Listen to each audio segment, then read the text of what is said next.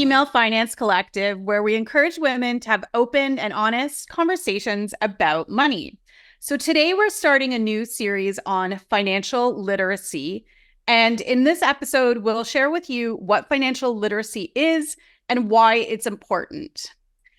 All of the Female Finance Collective episodes are about financial literacy, but we want to get really clear on what that is within this episode. And as a reminder, personal finances are highly personal, and there are many aspects to consider. We're sharing information for education and conversational purposes and not providing specific advice. We're here to share our ideas, our stories, and what's worked for us. When we think about financial literacy is the knowledge on how to make smarter and more strategic decisions with your money. And this starts from being able to prepare a budget or spending plan, knowing how much to save, deciding on things like favorable loan terms, and understanding the impacts of credit and distinguishing between different investment vehicles or types of accounts that you can use for retirement.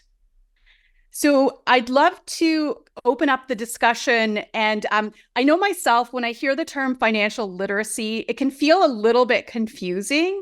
And so I'd love to hear what your thoughts are on what financial literacy means to you and what type of impact it's had on your life. So I think that when I talk about like my time with my debt and all of that, I believe that not only did I not have financial literacy, I was so afraid of finances that I was like frozen, and I didn't really want to learn anything because I had this like mindset that I didn't know anything and I couldn't learn it because I was already terrible with money. I had like put this in my brain. So I didn't have financial literacy. I didn't understand how credit card interest rate worked. I didn't understand that even putting a tiny amount in savings every single month was going to ultimately make an impact for me in the end. I didn't understand how to think really far ahead into the future, and also not even really far ahead, but like into the more immediate future, like let me start putting money aside for these things that might come up. Instead, I just sat like financially illiterate, having panic attacks about what will happen if my car my car would make a noise and I would have a panic attack because I'd be like, how am I going to pay for this? I'm going to have to use my credit card again. And so that is why I think financial literacy is so important, because I know exactly what it's like not to have any. And once I started learning things and asking questions and understanding what things meant, it was so much less scary for me. And it was so much easier to do those things that you mentioned, Mary Lee, like create a budget, create a spending plan, track my spending. I wasn't as afraid to kind of take those tasks on. So I think that to me is kind of, in a nutshell, I guess, kind of what it is and what it means to me personally. And I'm sure there are other people in a very similar situation. Yeah, when I think about financial literacy, I just think about what is a literacy. So reading and writing, we often call literacies, right? It's the knowledge, it's the concept of how to read, how to take away meaning, how to encode, how to write. We also think about like media literacies. So media literacies is understanding how to consume a 1-minute reel, or how to make a 1-minute reel, or how to make an image designed so it will stop the scroll, right? So a literacy is really a knowledge base. So when we think about financial literacy, it's really building our knowledge and our understanding, our conceptual understanding of finances, right? And how they impact our lives, right? Because any literacy is highly personal. It's how you view your finances and how you act, right, on that knowledge that you have, or how you act on those concepts of building wealth, for example. That's a conceptual development. And then there's a lot of skills that you can learn underneath that to grow your financial literacy ultimately, and maybe it's your wealth that you're trying to work towards. And so when I think about financial literacy in particular, I've made lots of mistakes myself on this learning journey. And I really recommend you go back and listen to our Money Mistakes series on this podcast, because we get raw, we get vulnerable, we share our biggest mistakes. And one of the mistakes I shared in my journey is just, I became pretty financially literate, but it doesn't have like a cap. I made a big mistake because I wasn't financially literate about the vehicle of an IRA. I didn't understand that that was just a container, just like my brokerage account. It has tax advantages, which I understood, but I didn't understand that I could invest it like I could invest the money in my brokerage account. So I lost thousands of dollars by not investing it over the years. It just sat there. It didn't make any money, right? And ultimately, we want our money to be able to work for us. And so although I was very financially literate in a lot of ways, I was missing that knowledge particularly about IRAs, and not just that they're tax advantaged, but what you can do with the money sitting in that IRA. And so it really is a lifelong journey. And it really is personal. Like, we take in different pieces and we need to learn different pieces. And sometimes we have to make a mistake to do that learning. And that's okay. We're all going to make mistakes. And what that means is I was taking a risk. I was trying to learn. I was taking action. And what I always say is taking action is better than not taking action, because I was moving forward. I was putting money into an IRA. If I hadn't been doing that all those years, then I wouldn't have the investment that I do have. I made a mistake. I didn't invest it. Now I know I can invest it, and it's making money for itself on itself now. So it's definitely a lifelong journey that we're going to continue to learn from. And that's really why we wanted to start this podcast, is because through these conversations, there's so much we can learn, and we're all taking away something different to put into our own understanding and our own financial situation, right? Definitely. I have a lot of financial education, but one of the things that I struggled with is sometimes there's an overwhelm that comes with that. And, any financial question you have, if you put it into Google, you will get millions and millions and millions of things to read. So I think for a lot of people, that overwhelm gets in the way of taking action.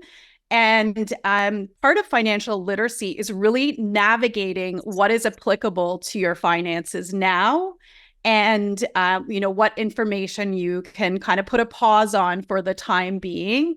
And we're still learning it too. Like, I learned something new with my finances. I can explore different opportunities now that I'm further along in my financial journey, but there is still that learning process, and making sure that when you look at your finances, you are exploring the different options or opportunities that are out there, and just asking the questions. So knowing how to ask financial professionals or banks the questions that you have related to your finances, specifically understanding fees. I think that's the big one. So what fees are you paying? What is the cost of your borrowing? Those are really two important decision factors that have an impact on our finances. So just understanding that, and to keep learning, like, as you get further along in your financial journey, and as you're getting older, just understanding what could come next for your finances. Right. So we think financial literacy is important because it helps prevent mistakes, right? The more we know, the fewer mistakes we're likely to make.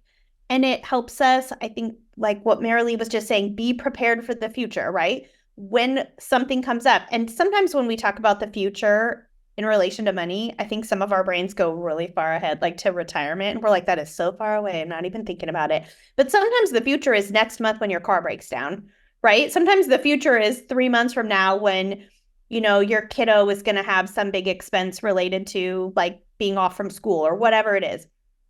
So if you're financially literate, you're thinking forward about the future and what expenses are coming up for you. And then that kind of connects to also like helping you achieve your goals. So if you have like a bucket list goal of traveling somewhere or moving, and moving's expensive and you really want to take that on, or you just want to have a certain amount of money in saving, whatever your goals are, financial literacy also helps you move toward those, which I think is a piece that I never really considered before. I was like, I don't know. I guess that just felt so far off the table for me that I didn't even think about how I could prepare for expenses that were coming up. And I think the big piece that kind of ties all together for me is the confidence piece. The more I learn and the more questions I ask, the more confident I feel. So becoming more financially literate makes me feel more confident. So a quick example from me, and then I'm sure you ladies have examples too, was I got a handle on my debt, was paid off, life was good. My husband and I were just rolling with our budget, like thinking things through, planning a little, all the things. And then I was like, oh, I'm so confident. I'm just going to start putting money in the stock market. So I asked my husband, I was like, can I take a chunk of money and like try to make money in the stock market? And he was like, sure. So I opened up an account on my phone I looked up what was the best app for beginners, and I like deposited my money in there, and I just started reading about stocks and learning things and buying them. And over the last 3 years, I've actually made a fair amount of money percentage wise, considering what I've got invested in there. And I try new things. And one morning in here, I was sitting in my office. I was like, I bought 4 stocks for that day to see what might happen. So like, I never could have imagined doing that, even just like 5 years ago. So that confidence piece and that forward thinking piece to me is a huge element of financial literacy. The more you know, the more chances you're willing to take, and the more confident you become just in everything, whether it's saving, spending, whatever. Jen, I love that. And I loved how you shared about your investing experience. And I had a similar experience in the sense that I had the education around investing, but I still remember when I had to make the choices for myself to decide how to invest the money that I was saving. That felt really overwhelming. I know I kind of weighed the decisions for a while. And once you have the literacy, once you know how to take action with your finances, the thing I find that happens is it really boosts your motivation. And I got really into saving. So I would do a lot of different kind of games with my finances where if I was looking at a dress and I decided I don't need that dress, I would put that $100 in my investment account and just kind of made those decisions on an ongoing basis. And that was like one of the biggest like motivation boosts that my finances got, was just taking small decisions and pushing them to like a longer term goal. So love the share around investing. Yeah, I do too. Another fun one that I do is I started maybe almost 10 years ago now, putting $1 a day per kid. So I have 2 kids, so $2 a day into Acorns, which is a robo-advisor app. And then also you can hook up like your credit cards or your debit cards, and then they can round up for you. So if I spend $2.50, 50 cents more goes into that investment account. And it's just like my side kind of fun. I'm going to see what I can build for the kids on $1 a day. It has grown so well. I have it at aggressive because it's a small amount of money. I was confident to do that with a small amount of money. And actually what's happened over time is it's done so well, it's built my confidence to be like, I can put more than $1 a day in there. I have this investment, I have a set amount going in every month over to my brokerage account, where I have index funds, but then I can kind of play in this little account. And what I find myself just like, oh, it's doing so well, I'm just going to up my amounts, and I don't even feel it coming out of my account. And so that gives me confidence too. I can, it's almost like I have some buffer money.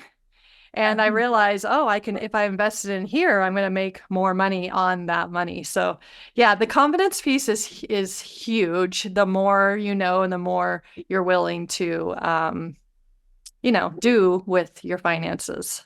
That's an awesome share. I love that. And I love how we can all identify as being investors. I think that's like a great milestone on our financial journeys. And so in this series, what we plan to do is we will have an episode for those who are just starting to look at their financial improvement journey. We'll do an episode for those who are interested in doing a little more planning. They've got control of their day-to-day finances, but they want to get a little more future-oriented. And then we'll do more of an advanced session for some cool financial hacks or things that you can do when you're further along on that financial roadmap. And just as a reminder, we would love to hear from you.